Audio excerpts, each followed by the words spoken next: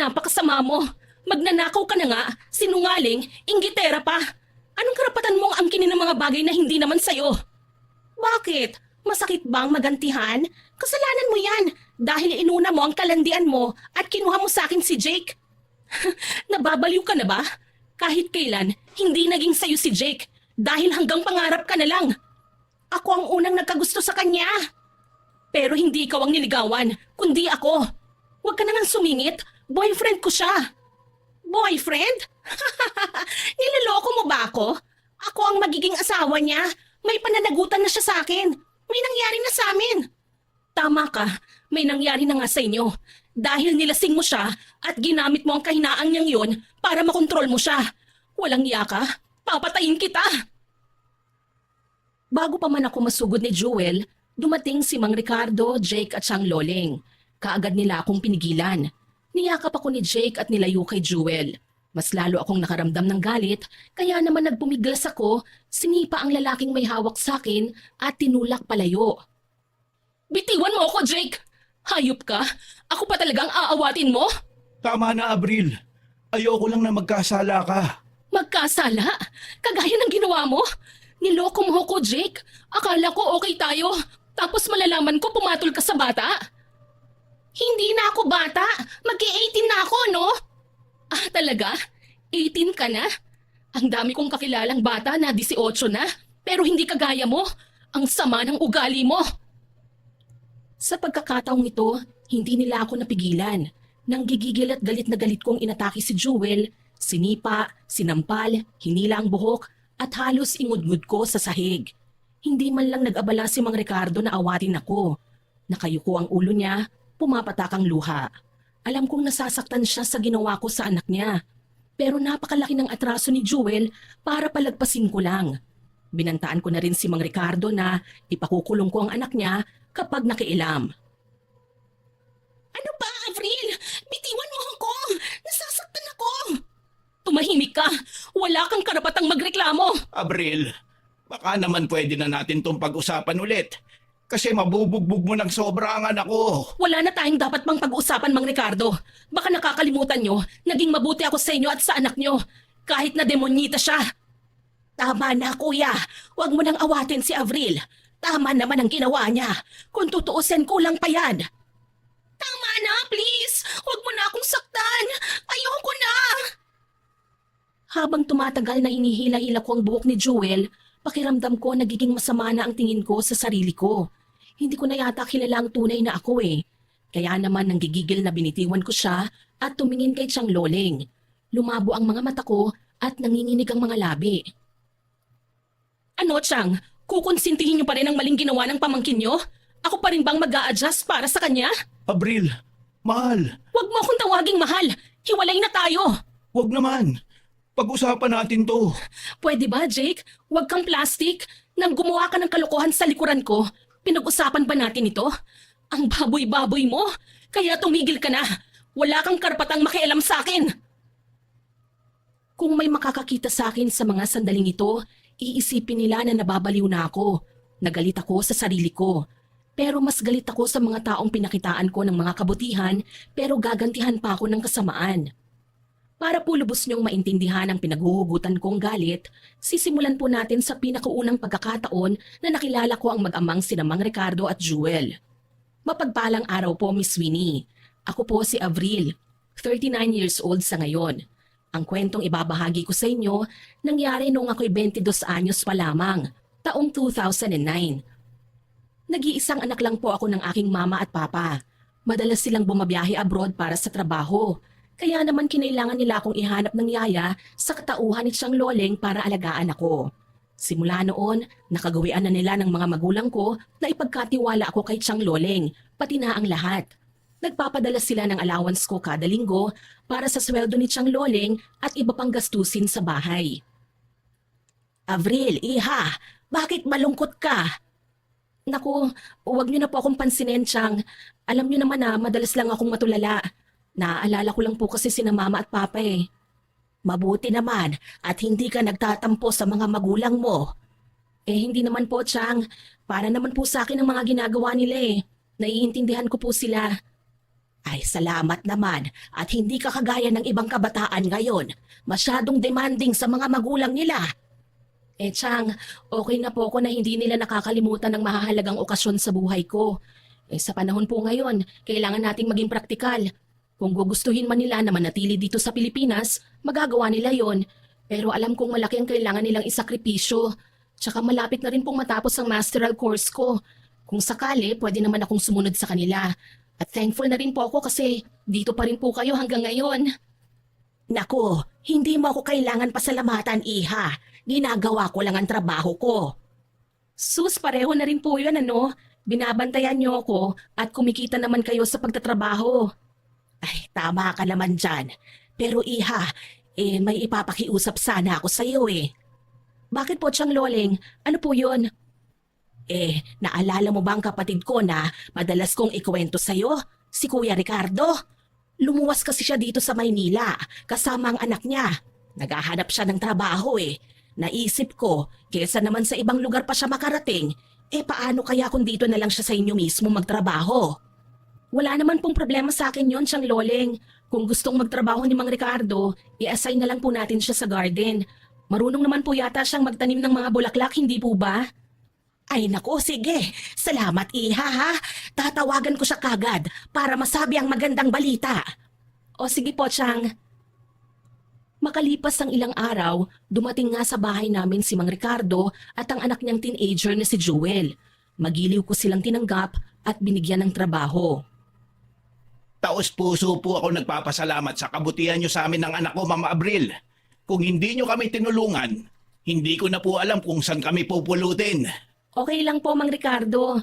Wala naman po ang mga magulang ko dito at mas masaya po na may kasama. Tsaka hindi na kayo iba sa akin. Kapatid niyo naman po si Tiyang Loleng eh. Hayaan niyo po, Ma'am. Pagsisikapan ko pong gawin ng maayos ang trabaho ko. Hindi po ako magpapabaya. Oh, Jewel, bakit nandyan ka? Halika, ipapakilala kita sa amo ko na magiging amo mo na rin. Napalingon ako sa babaeng sa tingin ko ay nasa 17 anyos. Maganda pero maangas. Morena, matangos ang ilong at laging magkasalubong ang kilay. Ngumiti ako sa kanya. Hi, Jewel. Hello. Masaya ako na makilala ka. Okay. Tumango lang si Jewel at hindi nagkomento sa sinabi ko. Siguro nabastusan si Tiyang Loleng sa sinabi niya, Miss Winnie. Dahil bigla niyang hinawakan ng kamay ng dalagita. Teka lang, Jewel. Bakit ganyan ka sumagot sa amo natin? Baka nakakalimutan mo. Pinatira ka niya dito sa bahay niya. Normal lang naman po yun eh. Dahil amo naman siya ni tatay. Tsaka wala naman masama sa ginawa ko ah. Aba, at talagang... hayaan niyo na po, Tiyang Loleng. Baka naman po napagod si Jewel sa biyahe. Medyo malayo po ang pinanggalingan nila eh. Siguro po, ihatid niyo na lang po siya sa magiging kwarto niya. Hindi naman po siguro kami sa maid's quarter matutulog ano? Hindi naman ako kasambahay kagaya ni Chang eh. Joel! Hindi naman, Jewel. Sa isang guest room natutulog si Tiyang Loleng. Ayoko kasi na mag-isa sa second floor eh. Gusto ko kapag kailangan ko siya, naririnig niya ako kapag tinawag ko siya. Saglit na napatingin si Jewel sa hagdanan patungo sa itaas, tsaka muling binalikan tingin sa akin. Hindi ko maiwasang makaramdam ng kung ano habang nakatingin din kay Jewel, Miss Winnie. Kakaibang ugali niya. Walang galang, parang laging naghahanap ng away. Hindi ko alam kung nagre-rebelde lang ba siya dahil sa edad niya o kung may pinagdadaanan ba siya. Pero mas lalong hindi nakaligtas sa akin ang paraan ng pagtingin niya sa paligid. Parang hindi lang basta pagkamangha ang makikita ko sa mga mata niya, kundi may kung anong feelings na pilit niyang tinatago. Chang, sa kwarto mo na lang po ako mahihiga ah. Jewel, may kwarto naman sa ibaba. Doon ka na lang para may kasama rin ang tatay mo. Dalaga na po ako ngayon ah. Hindi naman po habang buhay na tatabi pa rin ako kay tatay. Gusto ko rin na maranasan magkaroon ng sariling kwarto. Napakarami mo talagang arte. Ikaw na nga ang pinatuloy sa bahay ng amo natin eh. Tsaka hindi ko naman sinabi na iisa kayo ng kwarto ng tatay mo. Ang sa akin lang, dito ka na sa ibaba matutulog. Kahit doon ka na malapit sa backdoor. Ay, Chang naman eh. Dahil hindi ako sanay na may nagdedebate sa loob ng bahay, naisip kong pagbigyan na lang si Jewel. Tutal naman matagal akong namuhay sa bahay na si Tiyang Loleng lang ang kasama ko. Siguro naman pwede kong maging pansamantalang nakababatang kapatid si Jewel habang hindi pa umuwi ang mga magulang ko. Napaisip ako bigla. Jewel, first time mo lang makapunta rito sa Maynila? Opo. Nag-aaral ka, hindi ba? May school ka na bang napiling pasukan? Wala pa po eh. Tsaka ang gusto ni tatay, sa mumurahing university lang ako papasok. Hindi ko makuha ang gusto kong kurso kasi wala doon. Hindi ko alam kung bakit pero parang may kumurot sa dibdib ko sa simpleng sagot niyang yun. Naalala ko nung papasok pa lang ako bilang first year college, pinapili ako nila mama at papa kung ano ang gusto ko. Wala nang issue. Basta binayaran nila ang tuition ko at sinabihan pa ako na kung may kailangan ako ay tawagin lang sila. Ibang-iba kay Jewel na walang choice dahil gipit sa pera at hindi afford ang magastos na kurso. Dahil dito nakapagdesisyon ako. Kung gusto mo, pwede kitang ipasok sa university kung saan ako nag-aaral. Malapit lang dito at maayos ang sistema doon. Talaga po? Sigurado po kayo? Matagal ko nang gustong makapasok sa mamahaling eskwelahan eh. Oo naman, kilala ko din sa university. Pwede kitang ipakilala sa kanya bilang scholar. Sana pasok sa limit ang grades mo.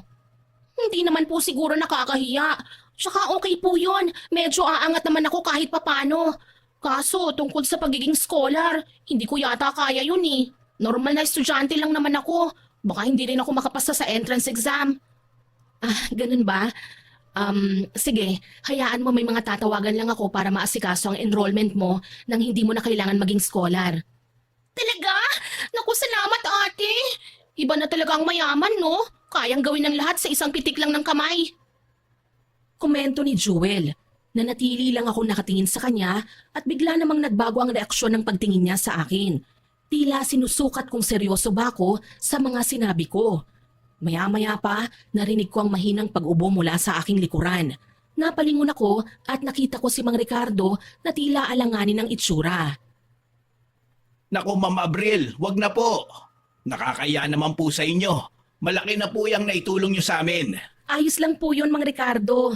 Wala naman pong problema sa akin. Tulong ko na rin po kay Jewel yun. Lalo na at para naman po to sa future niya. Tsaka huwag niyo na po akong tawaging ma'am. Si Chang Loleng po iha lang ang tawag sa akin. Hindi pa rin agad nakapagsalita si Mang Ricardo. Kita ko ang pag-aalangan sa mukha niya pero bakas din ng tuwa. Maraming salamat, Iha. Hindi ko makakalimutan ang kabutihan mo. Hindi ko maiwasang mapatingin kay Jewel. Tahimik lang siya pero hindi ko mabasa kung ano ang nasa isip niya. Bigla namang sumabat si Chang Loleng. Ikaw Iha ha? Jewel, pasalamat ka at mabait ang amo ko. Huwag mong aabusuhin ang tiwalang binigay niya sa'yo. Mag-aral ka ng mabuti. Ayoko nang maulit pa ang nangyari sa'yo sa probinsya. Opo, Chang. Pero sa kabila ng mahinahon niyang sagot, hindi ko pa rin maalis sa sarili ang kakaibang kaba na unti-unting nabubuo habang tinitignan siya. Parang may tinatago si Jewel, Miss Winnie, at hindi ko alam kung handa ba akong malaman ang sikreto na yon. Mabilis na lumipas ang 1 linggo at naging maayos naman ang lahat. Napa-enroll ko na si Jewel sa university kung saan ako nag-aaral. Lunes ng umaga nang sabay kaming umalis ng bahay. Tahimik lang si Jewel nung una pero napansin ko ang kakaibang kinang sa mga mata niya habang papalapit kami sa university. Pagkababa pa lang namin ng sasakyan, kaagad kong naramdaman ang pamilyar na tingin ng mga estudyante sa paligid. May ilan na kumakaway, may ilan na bumabati. Ngumiti lang ako at tumango bilang sagot sa mga pagbati nila. Sigurado ako, maninibago ka sa pagpasok mo rito. Okay lang po yun ate, masasanay din naman po siguro ako kalaunan. Tama ka. Sa unang araw lang nakakailang. Maliit na bagay lang naman to. Napatingin ako kay Jewel at doon ko napansin na tila ine-enjoy niya ang bawat sandali. Mula sa pagsakay ng kotse hanggang sa pagtingin sa mga tao sa amin, parang may kung anong tuwa sa kanyang mga mata. Bigla akong naawa sa kanya. Siguro sa pinanggalingang eskwelahan niya, hindi siya pinapansin. Gumaganti kasi siya ng kaway sa bawat taong bumabati sa kanya. Ayos ah! Sikat ka pala rito sa school? Sana ako rin maging sikat kagaya mo. Hindi naman importante ang pagiging sikat, Jewel. Mas mahalaga pa rin kung paano ka makikitungo sa ibang tao at kung paano mo haharapin ang pag-aaral mo. Ganun po ba? Pero mas maganda pa rin siguro kung parehong meron, hindi ba? Hindi ako kagad nakasagot. Habang naglalakad kami papasok ng building, muli kong napansin ang paraan ng pagtingin niya sa paligid, lalo na sa mga estudyanteng bumabati sa akin. At sa unang pagkakataon, mas malinaw nang naramdaman ko yun. May taglay na inggit sa katauhan ni Jewel. Nang makarating kami sa loob ng university, dahan-dahan ko siyang ginagabayan sa bawat bahagi ng campus. O doon sa kaliwa, nandun ang building ng Business Administration. Tapos sa kabilang side naman, nandun ang faculty. Yung malapad naman, engineering building yan. Tapos nasa second floor ang tourism. At doon naman sa unahan, ayun, naroon ang cafeteria. Kadalasan doon tumatambay ang mga estudyante kapag vacant sched nila. Ang laki pala talaga ng school na to, no? Halos lahat ng course ino-offer nila dito. Tsaka medyo matanda na rin ang university na to. Ang totoo nga niyan dito pa nag-aral at nagtapos ang mga magulang ko. Wow! Sosyalin din pala ang mama at papa mo, ate. Hindi naman sa ganon, pero kapag gusto mong makapasok kagad sa trabaho o maging sikat sa papasukin mong karir, in demand sa kanila ang mga prestigious na universities. Okay din naman pala rito. Magsasalita pa sana ako nang biglang may tumawag sa akin mula sa likuran. Sabay kaming napalingon ni Jewel. Isang matangkad na lalaki ang papalapit sa amin, may ngiti sa labi habang dire-diretsyong naglalakad papalapit. Hindi ko maiwasang mapangiti. Abril, Oh, Jake! Huminto siya sa harap namin at saglit akong tinitigan bago napunta ang tingin niya kay Jewel. good morning. May kasama ka pala. Ah, oo, si Jewel, anak ni Mang Ricardo, yung hardinero namin. Ah, bagong empleyado pala. Jewel, siya nga pala si Jake. Hi, Jewel. Hello po, Kuya Jake. Hindi mo naman po sinabi, ate. May gwapo ka palang kaibigan. Hindi ko lang siya basta kaibigan. Ha? Manliligaw ko si Jake. Bahagyang nagbago ang ekspresyon sa mukha ni Jewel, pero mabilis din niyang tinago. Gusto ko sanang magkomento, pero pinili kong hintayin muna ang sasabihin niya. Pakiramdam ko pa, dismayado siya sa narinig. Ah, ganun po pala. Oo, Jewel. Huwag ka mag-alala. Maganda ang eskwelahan ito. Sana magtagal ka dito, ha? Sigurado po yon. Marami kasing pogi rito kagaya niyo eh. Hindi naman. Kahit hindi pa ako sinasagot ng ate Abril mo, faithful ako sa kanya. Diyan tayo tihado. Hindi pa natin alam kung totoo yan. Alam mo po kasi Kuya Jake, ang lalaki, kahit pa santa ang asawa niya, ipinagpapalit pa rin sa iba pagdaan ng panahon. Iba ako, Jewel. Tignan natin. Napatikhim ako dahil biglang hindi ko nagustuhan ang takbo ng usapan nila. Para bang nagkakaintindihan sila sa isang bagay. Napansin ko kung paano napatingin si Jewel kay Jake, tsaka lilipat sa akin, parang may kung anong kinukumpara. May problema ba, Jewel? Ay, wala naman po, ate. Oo nga pala, ilang taon ang tanda sa'yo ni Jake, kaya dapat igalang mo rin siya, ha? Sure, ate, okay na okay po. Basta, kahit magkukuya ako sa kanya, libre lang magpa-cute, ha? Ikaw talaga, Jewel. Hindi ko alam na mapagbiro ka pala. Nasanay lang po ako kasi ganito rin naman si nanay eh. Napatingin ako kay Jewel habang nagsasalita si Jake. Hindi ko alam kung namamalikmata lang ako, pero parang mas matagal ang tingin niya sa lalaki kesa sa normal na pakikinig lang. Hindi na lang ako nagsalita. Baka normal lang naman sa isang dalagita ang makaramdam ng ganito. Lalo na at bago ang environment, bago ang mga tao, kaya naman nagpatuloy ang usapan namin hanggang sa unti-unti na ring nagpaalam si Jake. Sige, Abril. Magkita na lang tayo sa Sabado, ha? Susunduin kita ng hapon. Bakit? Manlilibre ka ba, ha? Maliban pa dun, may gusto sana akong ikumusta sa'yo, eh. Oo na, naiintindihan na kita. Hindi mo na kailangan sabihin dito. Sige, walang problema. Bahagya akong napahinga. Ramdam ang bigat at excitement ng sandaling yun. Matagal ko nang gustong sagutin si Jake, Miss Sweeney. At ngayong pareho na kaming magtatapos, hindi naman siguro masama na lagyan na namin ng label ang tungkol sa aming dalawa. Ngumiti sa akin ang lalaki, tsaka nilipat ang tingin kay Jewel. Nice meeting you, Jewel. Sige po! Pagkaalis ni Jake, hindi kagad ako nakapagsalita. Nauna akong umupo sa isang bench at sumunod naman si Jewel. Ate, narinig ko ang plano niyo ni Jake. Sama po ako ha. Ha? Sabi ko, sasama po ako sa inyo. Jewel, hindi pwede. Date namin ni Jake yun eh. Ayoko naman na magmukha kang kawawa. Hindi naman po ako sasama para manggulo eh. Ang gusto ko lang naman po, makapasyal ako sa iba't ibang lugar. Bago pa lang naman ako dito, hindi ba? Saglit akong natigilan, Miss Winnie. Hindi ko alam kung bakit pero parang may ibang plano si Jewel kung bakit gusto niyang sumama. Hindi ko lang maitanong sa kanya eh. Sa totoo lang po, ginagawa ko nga ang best ko para maging mabait sa kanya eh. Pero sa pagkakataong ito, parang abuso na eh. Napatingin ako sa kanya, tsaka ko muli binalik ang tingin sa dinadaanan ni Jake na ngayon ay papalayo na. Hindi naman sa ganon, pero nag-aalala ako na baka ma-out of place ka lang. Okay lang po yun. Sanay naman po ako sa ganon eh. Sa amin nga sa probinsya, iniiwan lang ako ni tatay ng umaga, tapos uuwian niya ako gabing-gabi na. Hindi pa rin ako sumagot. Ayokong dalhin si Jewel, Miss Winnie. Sigurado ako na hindi magiging perfect ang date namin ni Jake kung nandyan siya. Siguro, hihintayin ko na lang na dumating ang araw ng Sabado. Pagkagising ko nga sa umaga, saka ko na lang tatanggihan si Jewel. Hindi ko talaga gusto ang presensya niya na makasama sa importanteng lakad namin ni Jake. Maya-maya naglakad na kami ulit sa paligid ng campus. Tahimik lang si Jewel sa tabi ko pero paminsan-minsan napapansin kong tumitingin siya sa mga couple na naglalakad sa paligid. Ate Avril? Oh, bakit Jewel? Yung si Kuya Jake po, matagal na po ba siyang nanliligaw sa inyo? Oo, matagal na rin. Ganun po ba? Sayang. Ha? May sinasabi ka? Wala po ate. Kayo talaga. Ang mabuti pa, pumunta na lang po muna tayo sa cafeteria. Sambit niya kaya wala akong nagawa kundi ang sumang-ayon sa kanya.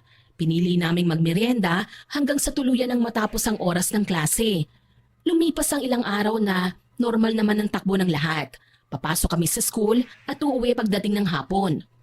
Minsan naman bago ako pumasok, padadalhan ako ni Tiyang Loleng ng pagkain na sinishare ko naman sa mga kaibigan ko. Kapag nasa klase ko, madalang kaming magkasama ni Jewel.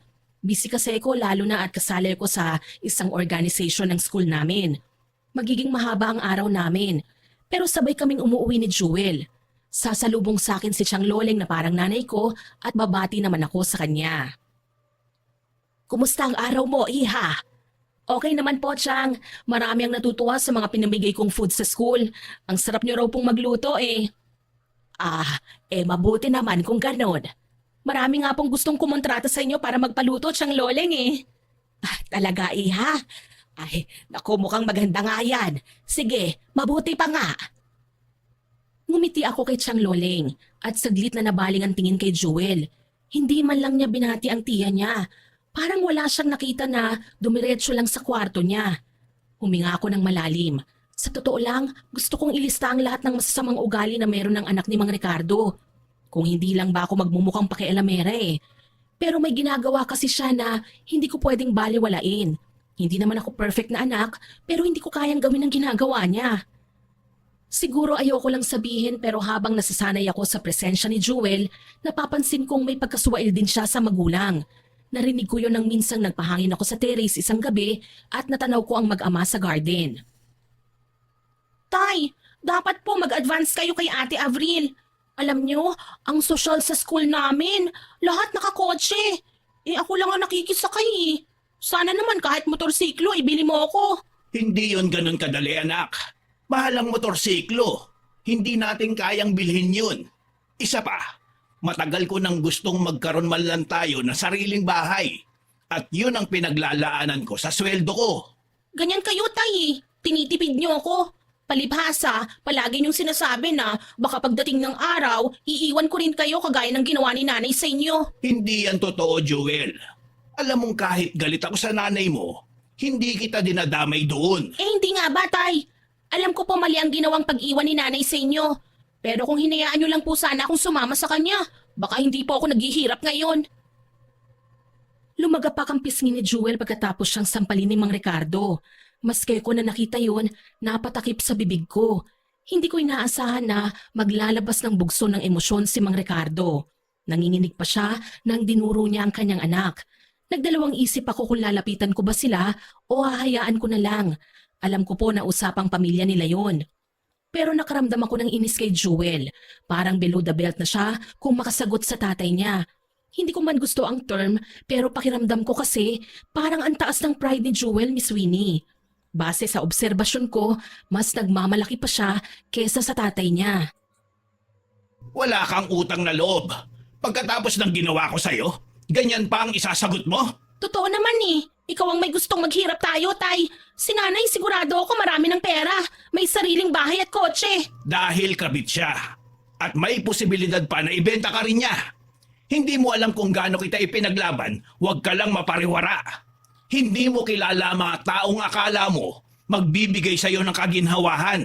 Eh di sana hinayaan nyo na lang akong mamatay kesa naman habang buhay akong maiinggit sa mga taong nagagawang maging masaya ang kinabukasan nila. Dito na ako hindi nakapagpigil, Miss Winnie. Sa parte ko kasi, kahit hindi ako lumaki sa piling nila mama at papa ko, sobrang pasasalamat ko sa kanila kasi hindi nila ako pinabayaan. Tapos si Joel, ganito lang kung sagutin ng tatay niya. Nagmamadali akong bumaba papunta sa garden.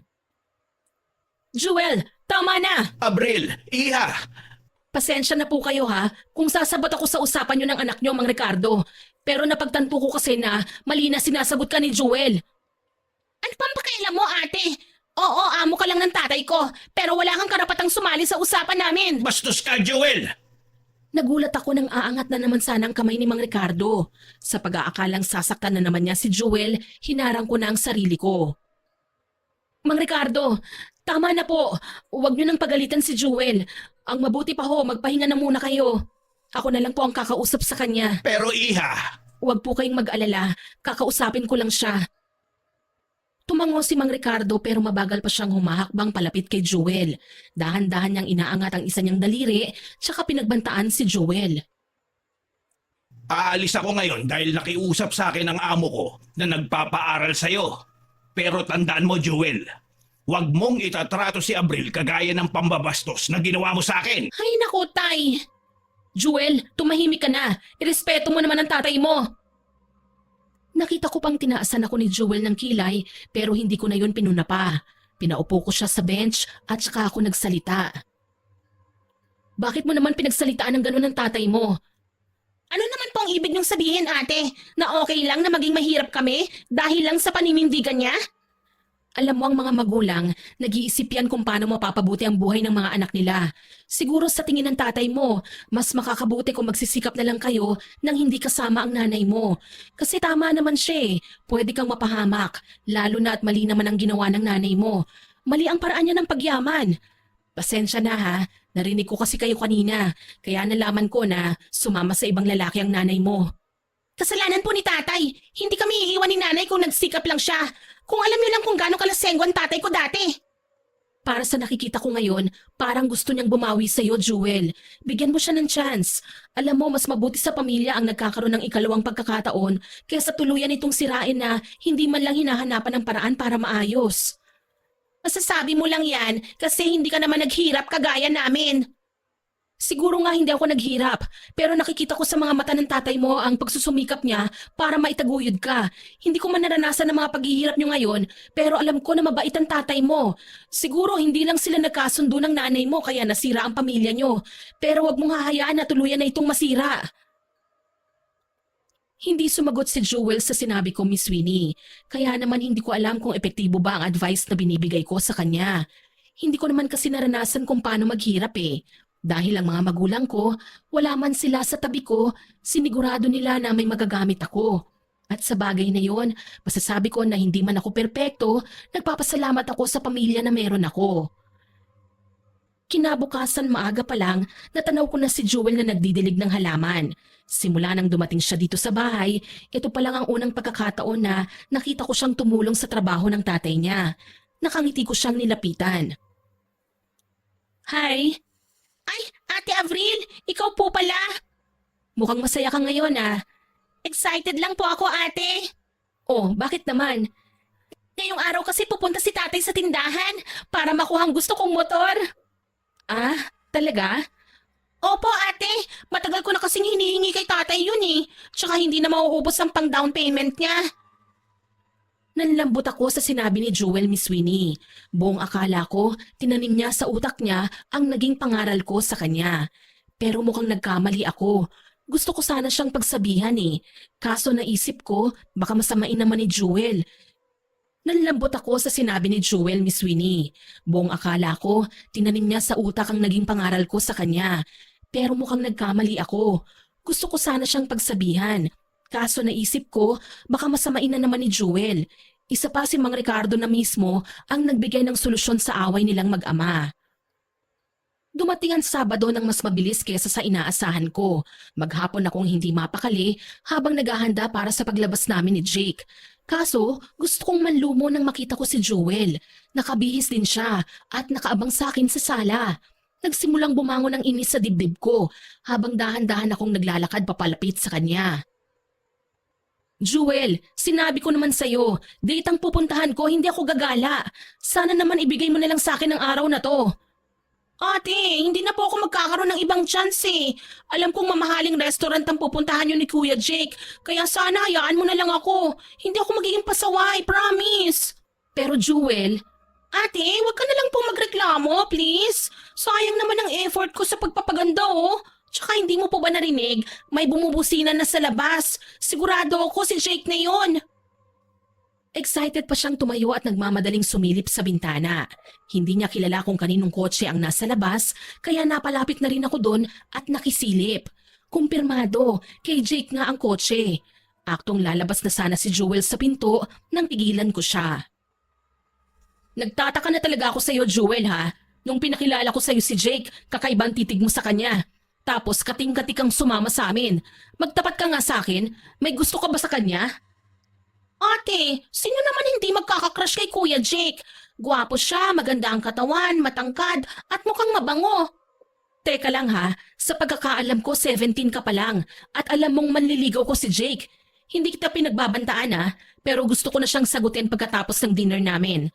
Oo, mabait ako sa iyo sa ibang bagay, pero wag mo namang sirain ang gabi namin kung gusto mo talagang sumama. Ate, hindi mo kailangan magselos. Crush ko lang naman si Kuya. Hindi ko sinabing aagawin ko siya sa'yo. Pero since naitanong mo na, okay lang naman sa akin. Kaya kapag ayaw mo na sa kanya, magbabaka sakali lang ako na masalo siya. Nanlaki ang mga mata ko sa narinig mula sa kanya. Hindi ko akalain na may taglay na kalandian si Jewel sa murang edad niya. Miss Winnie, sa pagkakataong ito, nararamdaman ko na may mali talaga sa kanya. Pero dahil sunod-sunod na ang ginawang busina ni Jake, napilitan akong lumabas. At kahit hindi ko pa sinasabi kay Jewel na talagang sasama siya, may kakapalan talaga ang mukha niya na naunang sumakay sa kotse. Pinili ko na lang pakalmahin ang sarili ko. Kahit nagsisimula ng uminit ang ulo ko, ayokong maging ibang tao. Kaya pipilitin ko na lang na maging kaswal. At umaasa ako na wala siyang gagawin kahit ano na ikasisira talaga ng gabi ko. Nagtataka naman na nagpalipat-lipat ng tingin si Jake sa aming dalawa ni Jewel. Kagaya ko, kita sa mukha niya ang discomfort nang makita niyang parang komportable naman si Jewel sa backseat. Anong ibig sabihin nito, Jewel? Bakit ka pumasok sa loob ng kotse ko? Sasama po ako sa inyo, ate. Ha? Hindi pwede. May lakad kami at ayoko may ibang taong manggugulo sa amin. Jewel, kahit ngayon lang please. Tama naman ang Kuya Jake mo eh. Hindi ako papayag. Sasama ako sa ayaw at sa gusto mo. Humakbang siya palapit, hindi inalis ang tingin kay Jake.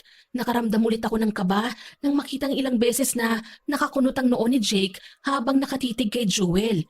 Kinailangan ko pang lumapit sa kanilang dalawa para maputo lang sa tingin ko sasabihin ni Jake kay Jewel. Sabi ko po sasama ako para hindi ako maiwan dito mag-isa. Date namin to ni Abril eh. Saka bawal ang bata sa pupuntahan namin. Hindi naman po ako makikialam sa inyo eh. Manonood lang po ako. Tsaka dalaga na po ako, hindi bata. Napatingin ako sa kanya at doon ko naman naramdaman ulit yung pamilyar na bigat sa dibdib ko.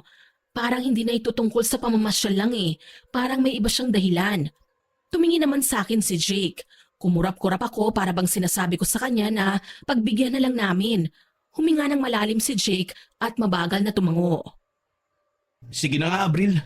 Pero sinasabi ko sa'yo hindi talaga ito magandang idea. Huwag kang mag-alala, sagot ko si Jewel.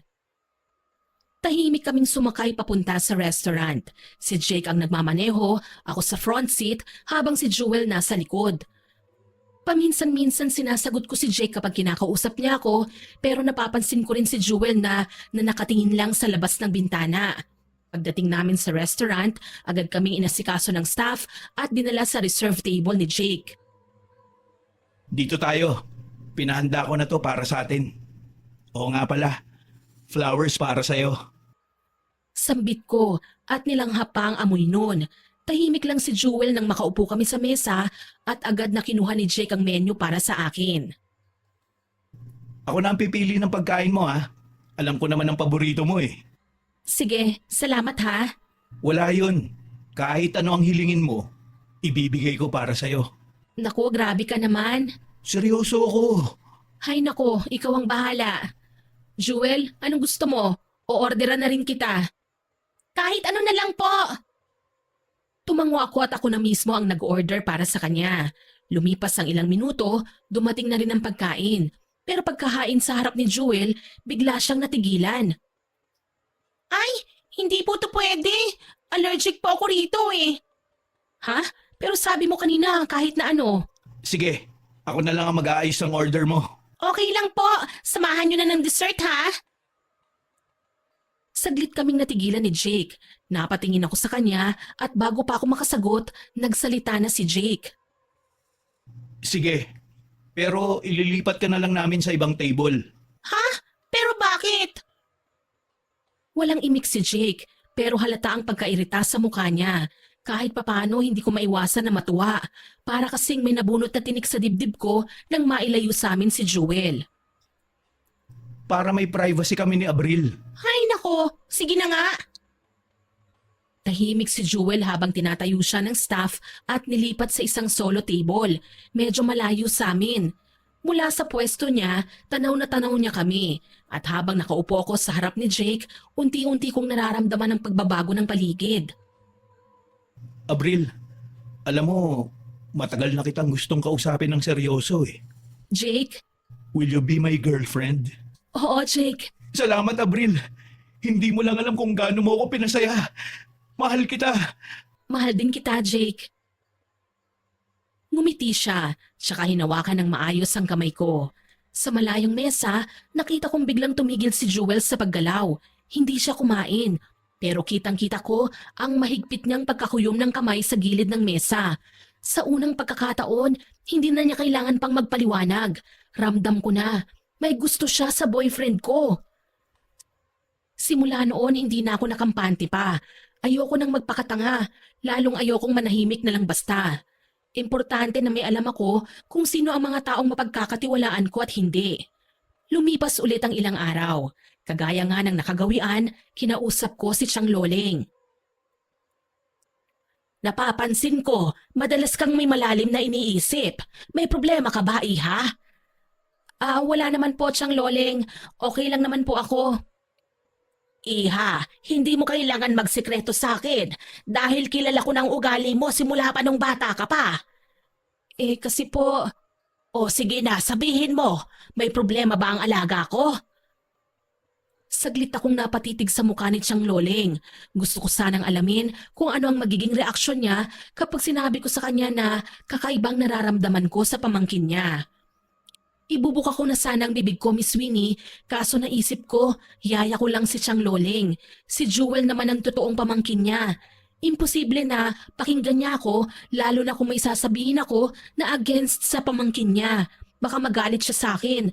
Kaya ngumiti na lang ako at hinawakan ang kamay niya. Siguro kung may napansin man ako kay Jewel, o obserbahan ko na lang muna ng tahimik. Huwag na po kayong mag-alala. Wala naman po talaga akong problema, Chang Loleng. Sigurado ka ha? Alam mo naman na hindi ako nakakatulog sa kakaisip kapag may gumagambala sa'yo. Huwag po kayong mag-alala, magsasabi po ako. Nasan po pala si Jewel? Ay oo iha, pasensya ka na ha. Siya muna ang pinaglinis ko ng kwarto mo. Wala namang pasok ngayon. Hindi naman siguro mabigat para sa kanya ang tumulong-tulong dito sa bahay. Nakakahiya din naman dahil libre na nga ang pagpapaaral mo sa kanya tapos aasta pa siyang senyorita. Para po sa akin, sang-ayon ako dyan. Kasi habang lumalaki po tayo, hindi naman porke nakukuha natin ang mga bagay na sa isang pitik lang ng kamay, kailangan na nating makampante. Dapat matuto rin po tayo ng mga bagay-bagay. Tama ka dyan, Iha. Pero maiwan na muna kita, ha? At may gagawin pa ako. Sige po. Umakyat ako sa taas para magpahinga. Kaso hindi ko inaasahan na sa pagpasok ko sa kwarto, agad akong matitigilan. Nagkalat ang mga damit ko sa ibabaw ng kama. May ilan na halatang nasukat, may iba na hindi maayos ang pagkakatiklop. Jewel? Sa sandaling yun, lumapit sa akin si Jewel galing sa banyo, bahagyang hindi mapakali ang ekspresyon. Ate, sorry po ha. Bakit nagulo ang mga damit ko? Naiingit po kasi ako sa mga damit mo eh. Kaya sinubukan ko lang pong isukat. Ang daming kasya eh. Hindi ako kagad nakapagsalita. Nainsulto ako sa ginawa niya. Personal kong gamit ang pinagsusukat niya. Pumikit ako ng mariin, tsaka huminga ng malalim. Nang dumilat ako ulit, nabaling ang tingin ko sa tokador, nanlaki ang mga mata ko. Pati ang makeup ko nakakalat, mga alahas at ipit sa buhok. Hindi pa nakontento si Jewel. Ang mga sandals ko sa shurak, nagalaw rin. Jewel, bakit mo pinakialaman ang mga gamit ko? Ate, hindi ka naman po siguro magagalit, hindi ba? Maliit na bagay lang naman to eh. Sinukat ko lang, hindi ko naman po ninakaw. Kahit na, personal na gamit ko ang mga yan. Hindi mo dapat na pinakikialaman. Tsaka amo mo ako, Jewel. Hindi mo dapat sinisira ang privacy ko. Sorry na, okay? Hindi ko naman po gustong magalit ka eh. Sa pagkakataong yon, narinig pala ni Chang Loleng ang usapan namin ni Jewel. Pumasok siya sa kwarto ko at namewang na tinitigan ng kanyang pamangkin. Ano bang nangyari, Avril, Iha? Bakit nagkakagulo kayo rito? Grabe ka naman, Ate Avril. Yan ba ang pa-thank you mo sa paglilinis ko sa kwarto mo? Wala naman akong ninanakaw ah. Hindi ko naman sinabing may ninakaw ka, Jewel. Ang sa akin lang, kahit na ano pang dahilan mo, mali pa rin ang ginawa mo. Kung hindi lang mabait ang amo natin, baka ipinakulong ka na, Jewel. Sumama ang tingin ni Jewel kay Chang Loleng. Kita ko sa mukha niya na gusto niyang sumagot, pero imbis na gawin yun, nagdadabog siya paalis. Ni hindi man lang siya nagsorry. Nakakainis pang isipin na ako pang ginawa niyang masama. Nang maiwan kaming dalawa ni Chang Loleng, nag-aalala niya akong nilapitan. Hindi ko alam na ganito ang gagawin niya sa mga gamit mo, Avril. Ako na ang humihingi ng pasensya. Okay lang po, Chang Loleng. Nagalit ako. Pero naisip ko rin, bata pa siya. Normal lang na ma-curious siya ng ganito. Huwag na po natin siyang pagalitan ng sobra. Ayoko lang kasi nakakaabala siya sa'yo, Iha. Tsaka nakakahiya ang ginawa niya. Hayaan niyo na po. Narinig ko ang pagtatalo nila Joel at Mang Ricardo nung araw eh. Naiintindihan ko kung gaano siya kagustong magkaroon ng mga gamit. Bahagyang natahimik si Chang Loleng, pero halata ang hindi niya pagsang-ayon.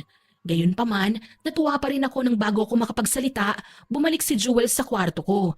Nakayuko ang ulo. Jewel, nagalit ako, pero wala akong planong magtanim ng sama ng loob. Kung gusto mo ng damit, sabihin mo lang sa akin, okay? Hindi mo kailangan pakialaman ng mga gamit ko. Alam mo kasi, personal para sa akin ang mga makeup at damit ko. Ayokong may ibang gumagamit. Kaya sana wag mo nang uulitin. Opo, sorry po ulit. O sige, aayusin ko na lang to. Kinagabihan, hindi ko na pinalaki ang issue. Sa halip, nagdesisyon akong bilhan na lang si Jewel ng sarili niyang mga damit. Ni hindi ko na nabanggit pa sa tatay niya ang ginawa niya kanina. Kinabukasan, sinama ko sa mall si Jewel. Sa department store kami nagtungo para makahanap ng maganda at dekalidad na mga gamit. Hindi maalis ang tuwa sa mukha ng dalaga habang pinagpapalipat-lipat ang tingin sa mga nakasabit na damit. Ate, ang ganda nito oh. Bagay na bagay sa akin, hindi po ba? Oo, maganda nga. Sige, isukat mo. Ay, hindi lang ito ate ha. Pati rin ito oh. Ay, tsaka ito. Malapit na rin kasi ang dibo ko eh. Gusto ko sana bongga. Ganun ba? Di sige, tignan natin. Napabuntong hininga ako habang sunod-sunod na dinadala ni Jewel ang mga damit papunta sa counter. Hindi ko na mabilang kung ilan ang mga napili niya. Sa bawat bitbit niya, parang may kasamang dahilan. Kesyo bagay sa dibu, kesyo minsan lang naman, kesyo gusto lang niyang maranasan. Parang kinukonsensya niya ako na hindi ko maintindihan. Maya-maya pa, kahit nakapila na kami sa counter, may pahabol pa siyang dress. Ate, minsan lang naman ako magdidibu eh. Kahit ito na lang, please. Ay, oo na. Sige, isama mo na. Thank you, ate. Ang bait mo talaga. Habang nakangiti si Jewel, ako naman napatingin sa hawak kong resibo. Unti-unting bumigat ang pakiramdam ko nang makita ko ang kabuuang halaga. Parang may kumurot sa dibdib ko. Hindi ko inaasahan na aabot ng ganito kalaki ang mga magagastos ko. Ni sa sarili ko nga, hindi ko nagawang gumastos ng ganito eh. Napasobra ba ang kabaitang pinakita ko sa kanya? Ate, okay ka lang ba? Oo, okay lang. Medyo naparami lang yata ang pinamili natin. Pasensya na ate ha, hindi ko kasi napigilan eh. Excited lang talaga ako sa dibu ko. Tinignan ko si Jewel, Miss Winnie. Kita ko ang saya sa mga mata niya. Yung tipong inosente, walang iniisip kundi ang sandaling pinapangarap niya. Napalunok na lang ako at pilit nang umiti. Mabuti na lang, may ipon ako kahit papano. Hindi ko magagawang pakialaman ng savings nila mama at papa para sa akin. Ayos lang yon, para naman sa'yo yan eh. I love you, ate! Yumakap siya sa akin ng mahigpit, kaya tinapik ko ang balikat niya. Habang naglalakad kami palabas ng tindahan, hawak ang sandamakmak na shopping bags, ramdam ko ang bigat sa kalooban ko. Dahil sa tingin ko, nagkamali nga ako sa desisyon na alukin si Jewel na mag-shopping. Humirit pa ang dalagitan ng pagkain sa fast food restaurant bago kami umuwi. Thank you po ulit, ate! Sa wakas, naranasan ko na rin maging mayaman sa isang araw. Naku, siguro ganito ka rin mag-shopping para sa sarili mo, no? Hindi naman, matipid ako, Jewel. Pero dahil hindi ko kayang makakita ng taong nalulungkot dahil sa hirap ng sitwasyon niya, hindi naman ako nasasayangan sa gastos. Maging masaya lang ang tinutulungan ko. Hayaan mo, ate. Mag-aaral ako ng mabuti para makabawi naman ako sa'yo. Aniya, hindi na ako nagkomento sa sinabi niya, Miss Winnie. Alam ko naman na kahit mangako pa siya, hindi niya mapapatunayan na totoo yon hanggat hindi niya ginagawa. Pagod ako nang dumating kami sa bahay. Ni hindi ko na tinulungan si Jewel na ibaba ang kanyang mga pinamili. Sinalubong ako ni Tiyang Loling kaya naman napangiti ako sa kanya. Tamang-tama ang pagdating mo. Nakapagluto na ako. Sabay na tayong maghapunan, Tiyang. O sige, Iha. Maghahain na ako. Tiyang, saglit po! O, Jewel, ikaw pala. Tiyang Loling, tutulungan ko na po kayo. Ang dami kasi, tapos ang bibigat pa. Sus Mariosep, ano ba to? Bakit ang dami mong dala? Ay, Tiyang, pinamili po ako ni Ate Avril para raw po sa akin ang lahat ng ito. Lahat? Parang napasobra naman yata ang gastos ng amo mo. Huwag mo naman samantalahin ang sahod ng tatay mo. Baka panay advance ka kay Avril. Hindi po, Tiyang. Binili lang po to sa akin ni Ate Avril. Libre. Tumingin sa akin si Tiyang Loling. Nagtatanong ang mga mata niya. Kesa naman magsinungaling pa ako, pinili ko na lang din magpaliwanag. Birthday na kasi ni Jewel, Tiyang. Regalo ko na sa kanya yan. Oo nga po. Tsaka ate, binilhan mo na rin naman ako ng mga damit. Sana lubos-lubusin na natin ang pagpapasaya sa birthday ko. Jewel, mahiya ka naman. Tiyang naman, hindi ko naman po sinabi kay Ate Avril na ipapalibre ko ang lahat eh. Ano bang ibig mong sabihin? Sakto naman napapasok ng bahay si Mang Ricardo, dala ang bagong pitas niyang mga bulaklak. Nagtatakang napasunod ako ng tingin kay Jewel nang lumapit siya kay Mang Ricardo. Tay! Oh, bakit anak? Pwede po ba akong magdibo party? Kahit simpleng handaan lang na may sayawan tapos bigayan ng regalo para sa akin. Gusto ko po kasi yun maranasan eh. Anak, alam mo namang kapos tayo eh. Hindi kakayanin ng pera ko ang ganyang klaseng selebrasyon. Natahimik sandali si Jewel, pero hindi ko maiwasang mapansin kung paano niya sinadyang lakasan ng boses para malinaw kong marinig ang usapan nila. Napalingon ako sa kanya at nakita ko ang lungkot sa mukha ni Jewel. Ganun po ba? Sayang naman, minsan lang po ako magdedebo. Napabuntong hininga ko. Hindi ko alam kung tama pa ba ang ginagawa ko, pero hindi ko rin matiis ang sitwasyon. Ako man napagdaanan ng ganong okasyon sa buhay ko. Tama si Jewel. Minsan lang kami mag-18. Huwag kang mag-alala, Jewel. Ako nang bahala sa debut party mo. Talaga, ate? Oo. Gusto mong mag-celebrate, hindi ba? Sige na, ako nang sasagot. Iha, hindi na. Ayos lang po yun, Mang Ricardo. Hayaan nyo na po. Minsan lang naman eh. Pero Abril, sobra na ang binigay mo kay Jewel. Pinag-aral mo pa siya.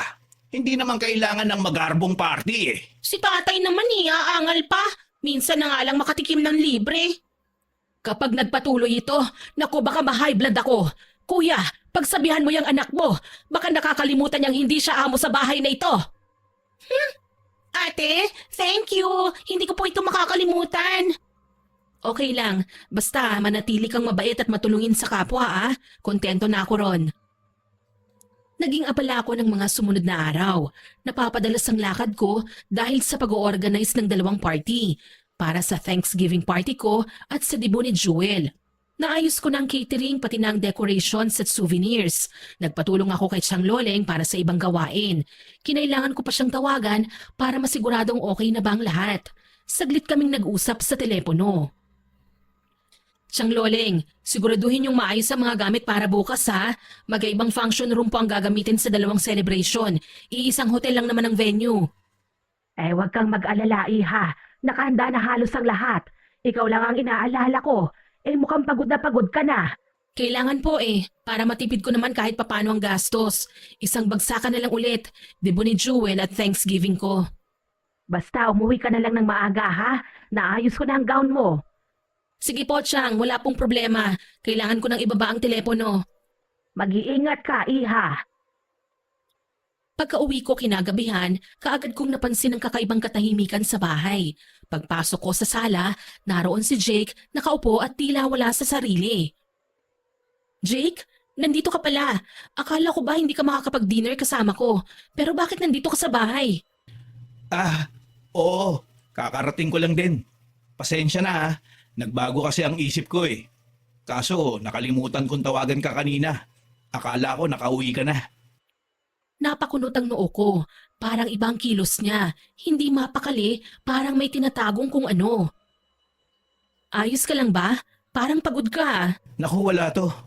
May iniisip lang ako. Sigurado ka ba? Oo, Abril. Huwag mo na akong alalahanin.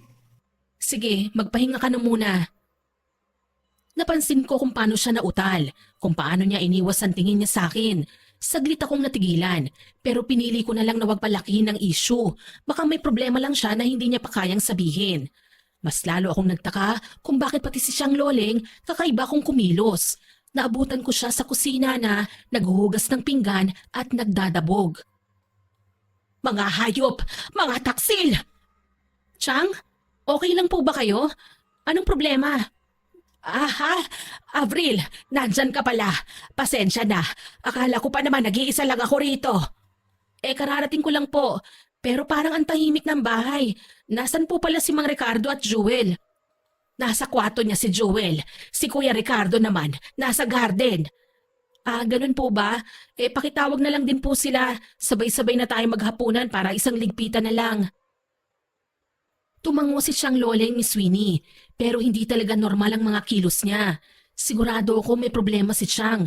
Hindi ko lang alam kung bakit ayaw niyang sabihin sa akin. Sinubukan ko pa nga magbiro. Chang, okay lang po ba talaga kayo? Kasi si Jake tulala rin kagaya niyo eh. Si Jake? Hindi ko alam na nariyan pa pala siya. Opo, hinihintay niya ako, Chang. May problema po ba? May nangyari ba? Tumitig sa akin si Chang Loleng. Napakunot ang noo ko nang makita na namumugto pa lang mga mata niya parang galing sa pag-iyak. Kaya naman kinabahan na ako ng todo. Chang, may tinatago ka ba sa akin? Sabihin mo naman. Alam mo na ayoko na may sinisikreto ka. Hindi ko alam kung nasa lugar ba ako para sabihin ito. Pero ayoko nang magmukha kang tanga, iha.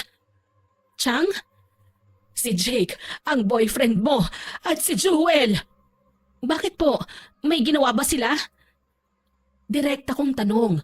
Biglang yumuko na naman si Chang Loleng at may inabot sa akin na cellphone. Isang video footage ang pinakita niya sa akin, ebidensya ng kababuyan na ginagawa nila Jake at Jewel. Impit akong umiyak, nagmura at napapadyak. Kaya naman dumating si Mang Ricardo at natatarantang lumapit sa kapatid niya. Loleng, Kuya, huwag mong sabihing pagtatakpan mo na naman ang anak mo. Alam mo na masama ang ginawa niya. Ako mismo ang kumuha ng video na yan. pero alam mo na hindi niya yun sinasadya. Hindi sinasadya. Naririnig mo bang sinasabi mo? Walang pinagkaibang asawa mo sa anak mo. Ugali na nila ang mga angkin ng mga bagay o taong hindi sa kanila. Aksidente kong nabitawan ng baso. Nahulog ito sa sahig at dahil babasagin, kaagad na kumalat ang bubog sa paanan ko. Nanlaki ang mga mata ni Tiyang Loling. Hindi niya siguro inaasahan na naroon pa ako, kaya naman hindi niya malaman kung paano ko hahawakan. Anong sinasabi niyo, Tiyang Loling? Ugali ni Jewel ang mangangkin ng mga bagay o tao na hindi sa kanya? Abril, iha, hindi ko alam kung paano namin ipapaliwanag sa'yo ang bagay na ito. Kuya, ang dami mo pang sinasabi. Alam naman natin na kasalanan ni Jewel ang lahat ng ito. Malala ang ginawa nila. Sa edad ni Jewel, nagkalakas loob siyang gumawa ng mga bagay na alam niyang pagsisisihan niya sa huli. Kaya ako nandito, iha, para magpaliwanag sa'yo. At kung talagang hindi mo mapapatawad si Jewel sa ginawa niya, hayaan mo at aalis kami. Hindi naman sa kinukonsinti ko ang ginawa niya. Pero matagal nang nagdurusa si Jewel. Siguro, dahil sa pagiging mapusok at marupok niya, pinili niyang gumawa na lang ng masama bilang parusa sa pagkakasira ng pamilya namin. Wala akong kinalaman sa pamilya niyo. Pero bakit parang ako ang nagdurusa? Nasaan ba si Jewel, Mang Ricardo?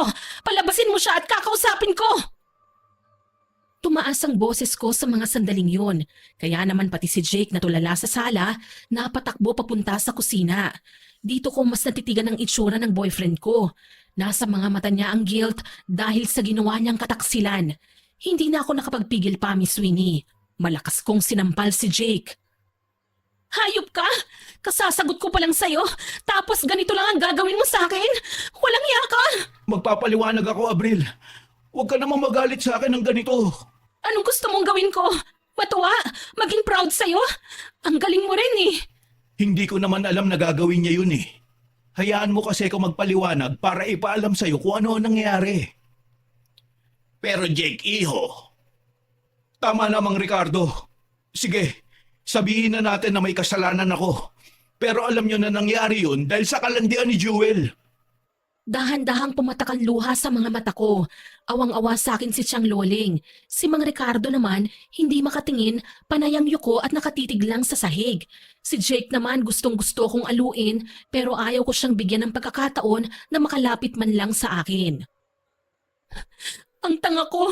Naging mabait ako sa anak niyo, Mang Ricardo! Tapos ito ang ginanti niya sa akin? Pinainom niya ako ng gamot na hindi ko alam kung saan niya nakuha. Akala ko pagdating ko dito sa bahay kanina, inaasikaso niya lang ako. Pero may balak pala siyang masama. Nung magpaalam ako sa kanya na papasok ako sa kwarto mo, sumunod siya. Doon ko naramdaman na umepekto ng nainom ko. Sinubukan kong umatras pero nahihilo na ako eh. Sinungaling! Oo, lalaki ako, Abril. Pero kaya kong tanggihan ng kahit na sinong babae sa harapan ko kung hindi rin lang ikaw yun. Hindi ko palalagpasin ang bagay na ito! Nanginginig, tinalikuran ko sila at nagmarcha ako papunta sa kwartong inuukupan ni Jewel. Hindi ko alam kung sumunod ba sa akin ang tatlo, pero ng mga sandaling yon nanggigigil ako. Ubus na ang pasensya ko. Saktong malapit na ako sa pinto ng kwarto ni Jewel nang bumukas yun. Gulat na gulat si Jewel nang makita ko. Ate Avril? Walang iya ka, Jewel! Malandi ka! Aray! Ano bang ginawa ko? Ano bang kasalanan ko? Nagtatanong ka pa? Malandi ka! Ang bata-bata mo pa, pero pumatol ka sa lalaking may girlfriend! Grabe, ang damot mo naman ha! I-share mo naman sa iba, ate! Mayaman ka nga, maganda ka pa, kahit yung boyfriend mo na lang ibigay mo sa akin! Wala talagang katapatang kakatihan mo! Malandi ka! Aray! Ano ba? Bakit mo ba ako sinasaktan? Kahit ano pa ang gawin mo, hindi mo na pwedeng isumbat sa akin na bata pa ako. 18 na ako bukas. Wala akong pakialam. Napakasama mo. Lumayas ka dito. Umalis ka sa pamamahay ko. Hindi ako aalis. Ang kapal naman ng mukha mo, palalayasin ako. Inuutos-utusan mo nga lang ang tatay ko eh. Normal lang yon, Jewel. Dahil ang tatay mo, hardinero ni Avril. Huwag kang mangarap ng gising. Akala mo ba porket dinadala ka niya kung saan-saan, amo ka na rin namin? Nababaliw ka na yata eh. Sa gitna ng kaguluhan, umawat si Mang Ricardo at Jake. Pilit kaming pinaghihiwalay. Si Jewel, gusto rin akong kalmutin pero hindi ko siya binigyan ng pagkakataon. Galit na galit ako at gusto ko pang sumugod ulit pero niyakap ako ni siyang loling at pinakalma. Si Mang Ricardo naman, sinampal ang anak niya. Hindi ko akalaing hantong ka sa ganito, Jewel. Anong klase kang anak? Maayos naman sana ang pagpapalaki ko sa'yo. Pero bakit kailangan mo kong bastusin ng ganito? Tama lang yan sa'yo dahil hinayaan mong iwan tayo ni nanay. Ilang beses ko bang kailangang ipaalala sa'yo na hindi karapat-dapat maging ina ang nanay mo? Iniwan niya tayo. Pero sige, kung talagang nagmamatigas ka, hanapin mo siya. Umalis ka dito dahil mananatili ako sa pagiging hardinero ni Abril. Talaga? Aalis ako rito. Magsama-sama kayo. Ang kapal ng mukha mo, Jewel. Ang landi-landi mo na nga. Wala ka pang hiya. Mabilisang nag-impake si Jewel. Hindi pa talaga siya nahiya nang ilagay niya sa maleta pati ang mga pinamili ko. Wala siyang iniwan. Umalis naman ako at piniling pumunta sa sala. Nagwala ako, Miss Winnie. Pinagbabasag ko ang lahat ng mga gamit na pwede kong basagin at sirain. Tahimik lang na nakayuko si Mang Ricardo at siyang loling. Hinahayaan akong maglabas ng nararamdaman ko. Lumapit sa akin si Jake, nagmamakaawa, pero malakas ko siyang sinampal. Sinabi ko na sa'yo kung ano ang nangyari. Patawarin mo na ako. Maghiwalay na tayo habang hindi pa malalim ang nararamdaman natin sa isa't isa, Jake. Ayoko sa lalaking taksil at maraming muka. Huwag naman ganito. Aksidente lang ang nangyari. Walang aksidente sa pakikipagsiping, Jake. Alam mo ang mabuti pa, kayo na lang ang magsama. Total 80 na rin naman daw siya eh, kaya pwede na kayo. Umalis ka na! Galit na sigaw ko. Umalis nga si Jewel at si Jake ng gabing yon, Miss Winnie. At bilang pagsuporta ni Mang Ricardo sa akin, hindi siya sumama sa anak niya. Tahimik kaming kumakain sa mesa. Halos ayaw sumubo ni Mang Ricardo, dala na rin siguro ng matinding kahihiyan, pero tumingala ako at humarap sa kanya. Pasensya na po kayo kung sinaktan ko ang anak niyo, Mang Ricardo. Hindi ko na po kasi alam kung paano ko pahabain ang pasensya ko sa kanya. Alam kong may nakikita kong mali kay Jewel dati pa, pero naisip ko na baka may problema lang siya, na baka pwede ko pang ayusin kung anong mali sa kanya. Pero napagtanto ko po na kahit nga kayo, ang magulang, hindi niya magawang makinig sa inyo eh. Ano pang silbi ng pagsisikap ko na mabago siya? Akala ko, kaya kong kontrolin ang anak ko. Nahihiya ako sa iyo, Abril, dahil napakaraming magagandang bagay ang ibinigay mo sa amin. Lumalabas na walang utang na loob si Jewel, pero hindi ko na yun kayang konsentihin. Mang Ricardo, anak niyo si Jewel. Kahit papano may pananagutan pa rin kayo dahil hindi pa siya lubusang matatawag na independent. At sigurado po ako, kayo bilang ama ang makakahanap ng solusyon. Ilang beses ko nang sinubukan yun, Iha. Pero bigo ako. Matigas ang ulo ni Jewel, Avril. Ilang beses na siyang nagbigay ng problema sa amin. Alam mo bang nitong nakaraan, nagkasala siya sa isang guro sa probinsya kung saan siya nag-aaral. Kaya napilitan silang umalis at pumunta rito sa akin. Hindi ko naman po alam kung anong punot dulo ng lahat ng ito eh. Pero pagdarasal ko na lang po na sana magkaayos na kayo. Paano ka, Iha?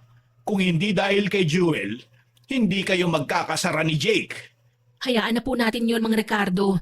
Kung tutuusin, may kasalanan din naman si Jake eh. Ilang beses ko pa siyang tinanong kanina, pero wala siyang sinabi. Pero kung hindi pa naging tapat sa akin si Siyang Loling, hindi ko po malalaman kung anong totoo. Tinapik ako ni Siyang Loling sa balikat. Natapos ang hapunan namin na malungkot at tahimik. Ang bala ko sana magkulong lang sa kwarto ng gabing yon, Miss Winnie. Kaso, kumatok si Siyang Loling at pumasok. Dinalhan kita ng maiinom, Iha. Pakilagay na lang po dito sa bedside table, Siyang. Iha, pasensya na sa gulo na ginawa ni Jewel. Ako mismo na tsahin niya. Nahihiya. Sana hindi ito makasira sa magandang samahan natin. Chang, wag naman po kayong ganyan. Para naman pong hindi niyo ako kilala. Nagagalit lang ako ngayon dahil nasaktan po ako. Pero alam niyo po na bukas, pipilitin kong maging maayos.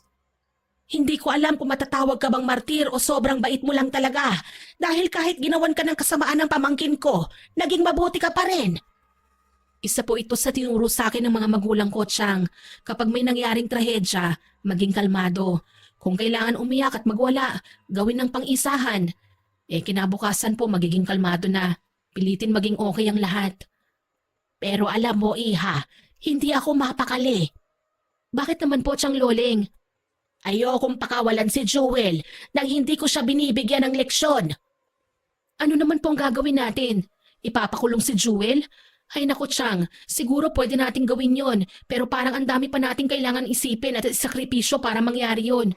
Tsaka naaawa po ako kay Mang Ricardo eh. Ayoko po siyang bigyan ng problema.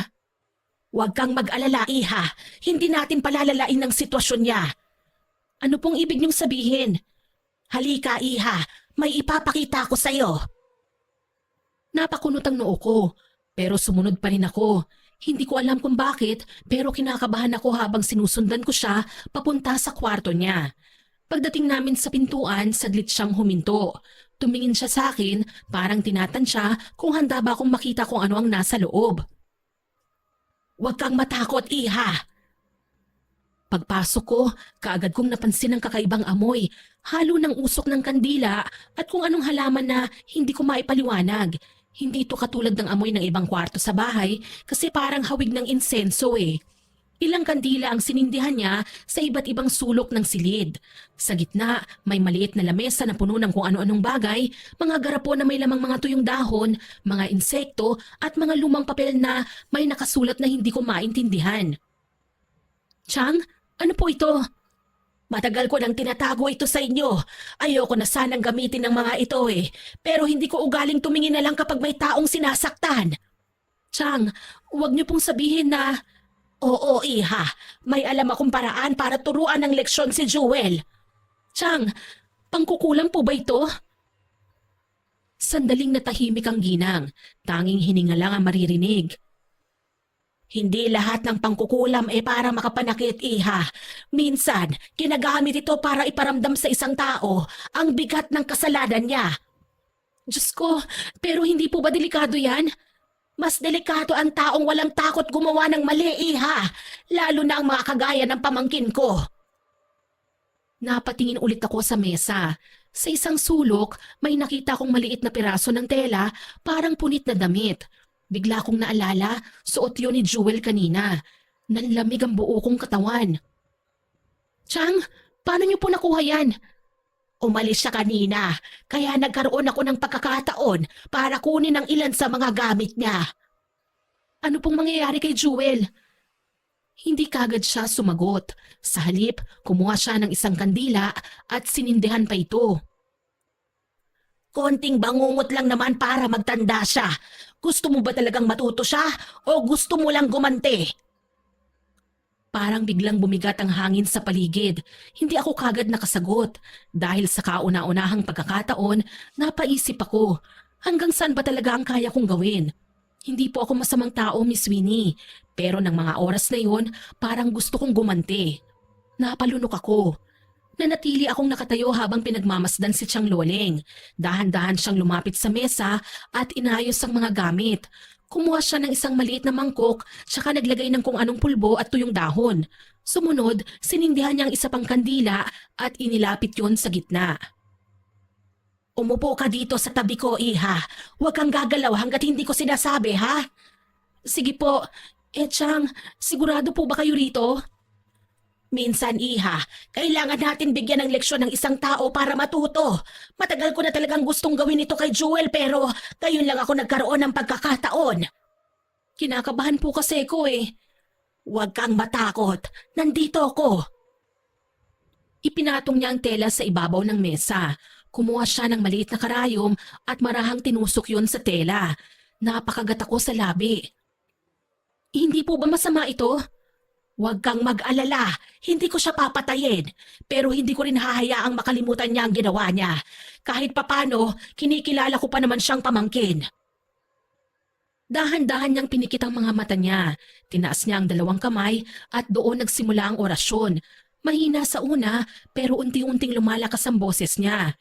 Habang sinasabi niya ang mga salitang yon, napansin ko na ang mahinang umihip ang hangin kahit walang bukas na bintana. Sumasayaw ang apoy mula sa kandila, parang may sariling buhay. Gusto kong pigilan ng matanda pero hindi ko maibuka ang bibig ko. Nagsisimula na ang sumpa. Dahan-dahan ko na itong nararamdaman na tinutumbok ang kinaroroonan ni Jewel. Papasok ito sa kanyang katawan. Sisiksik sa mga kuko at eepekto sa loob ng 24 oras. Hindi ko alam kung paano ko pa nagawang bumalik sa kwarto ko pagkatapos ng nangyaring ritual, Miss Winnie. Basta ang alam ko lang, para akong wala sa sarili nang bumangon kinabukasan. Maaga pa lang, abala na ang buong kabahayan. Iisang selebrasyon na lang ang ginanap, ang Thanksgiving at ang debut party ni Jewel. Kahit wala na siya sa bahay, tinuloy pa rin namin ang plano dahil marami ng bisita ang inaasahan. Gusto ko rin siyang makita para magkaroon ng part 2 ang sabunutan namin. Tahimik akong nagpaganda sa isang kwarto sa hotel kung saan ang venue. Pero wala akong maramdaman na excitement. Sa halip, kabado at magulo ang isip ko lalo na sa nangyari kagabi. Sana walang mangyaring masama. Huwag kang mag-alala at magiging ayos lang ang lahat, iha. Pagdating ng gabi, nagsimula na ang programa. Isa-isa namang dumating ang mga bisita. Puno ng ilaw at dekorasyon ng buong venue. Maririnig ang mahihinang tugtog ng musika at usapan ng mga tao. Sumisilip-silip lang ako sa Thanksgiving party. Maliban kasi sa akin, may pinagkakatiwalaan din naman ako na pwedeng mag-facilitate ng party. Mas nag-focus ako sa birthday celebration ni Jewel. Naririnig ko ang palakpakan ng mga tao. Isa-isa nang tinatawag ang mga lalaki na magbibigay ng roses. Nakaupo lang ako sa gilid, tahimik na pinanonood ang nangyayari. Hanggang sa tawagin ang pangalan ni Jake. Ano? Ang kakapal talaga ng mukha nila. Pagkatapos nila akong pagtaksilan, nagawa pa talaga nilang magpakita rito ng magkasama. Hayaan mo, iha. Huwag mo nang problemahin ang pamangkin ko.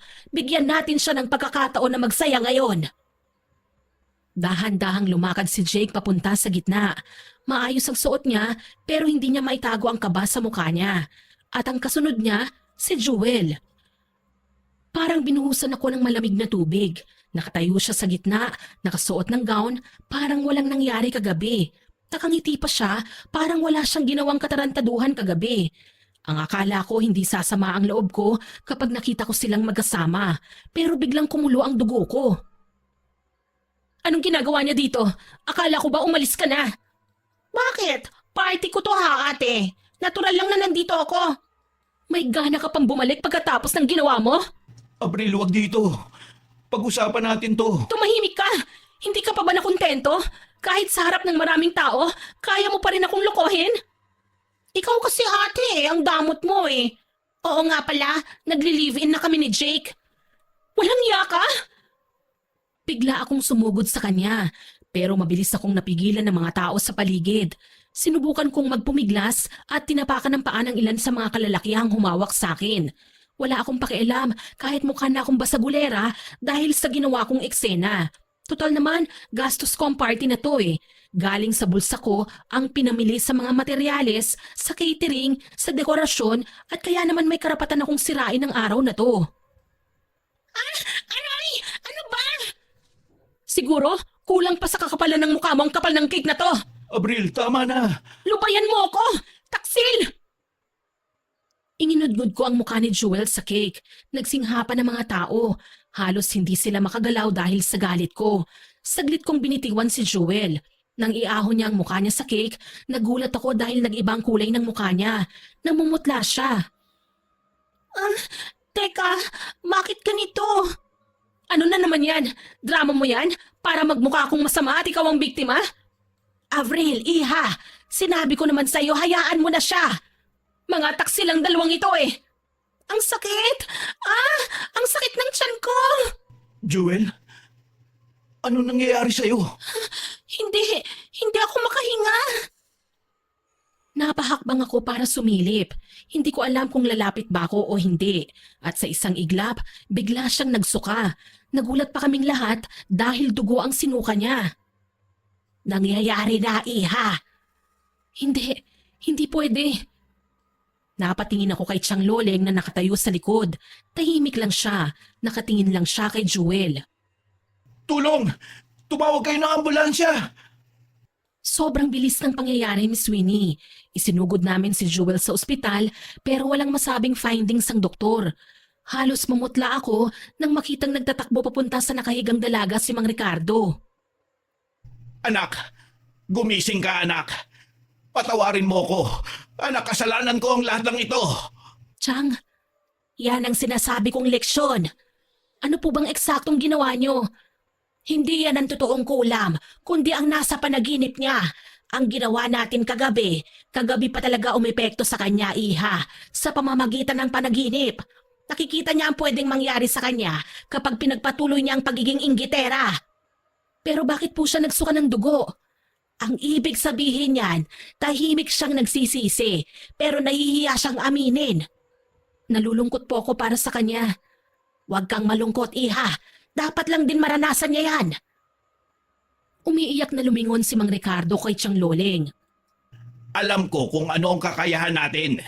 Pero sana, huwag mo nang palalain ang sitwasyon ng pamangkin mo. Huwag kang mag-alala, kuya. Hindi naman malala ang ginawa ko sa kanya eh. Pero sana, simula na ito para magbago siya. Malungkot na tumango si Mang Ricardo sa sinabi ni Chang Loleng. Pinilit niya akong umuwi sa bahay. Hindi talaga humingi si Jewel ng tawad sa akin kahit nung nagising na siya at nangihina. Pero may pag-asa naman daw siyang gumaling, yun ang paliwanag ni Chang Loleng. Tinanggal na niya ang kulam. Ilang beses din akong dumalaw pero hindi niya ako kinikibo, Miss Winnie. Kaya naman tuluyan na rin akong sumuko. Total hindi naman ako ang nauna eh. Sinabi ni Mang Ricardo, masama daw ang loob ni Jewel sa akin dahil nakipagsabuatan ako kay Chang Loleng para saktan siya. Hindi rin nagpaalam ng maayos si Jewel sa akin nang magpasya si Mang Ricardo na bumalik na lang sila sa probinsya. Siguro po may ganito talaga sa buhay natin. May mga taong darating at mawawala na rin sa maikling panahon. Hindi man ako ang naging masama sa kwentong ito pero nakukonsensya ako dahil alam ko na may parte sa akin na minsan ginusto ko ring gumanti. Sana po may makuhang aral sa kwento ko ang lahat ng mga nakikinig na kahit gaano pala kasama ang ginawa natin sa kapwa, iwasan pa rin natin ang gumanti. Sa ngayon po may asawa na po ako pero hindi si Jake ang nakatuluyan ko. Nandito pa rin si Chang Loleng at nagsisilbi sa akin bilang yaya naman ng anak ko. Nawala na po ako ng balita kay Jewel nang mapag-alaman kong nabuntis noon sa anak ni Jake. Masakit man po pero may mga bagay talaga na kailangan nating tanggapin. At iwasan na gawin ang pagkakamaling nagawa ng iba, yun ay ang angkinin ng hindi naman talaga sa atin. Hanggang dito na lamang po, more power po sa inyong channel at God bless.